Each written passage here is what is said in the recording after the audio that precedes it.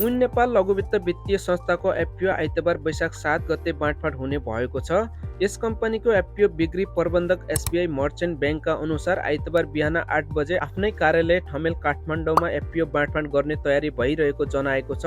यसभन्दा अगाडि यस कम्पनीको बिक्री प्रबन्धक एसबिआई मर्चेन्ट ब्याङ्कले चाहिँ बिहिबार शुक्रबारसम्म एफपिओ बाँडफाँड गर्ने गरी तयारी भइरहेको जनाएको थियो भने आज भने उन लघुवित्त वित्तीय संस्थाको एफपिओ बिक्री प्रबन्धक एसबिआई मर्चेन्ट ब्याङ्कले भने यस कम्पनीको एफपिओको बाँडफाँड भने आइतबार हुने जनाएको छ।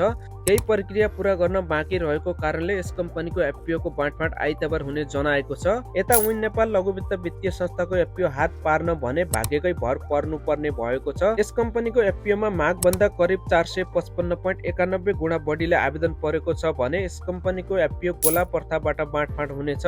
यस कम्पनीको एफपिओमा सर्वसाधारणको तर्फबाट 19,74,709 जनाले कुल 2,33,84,000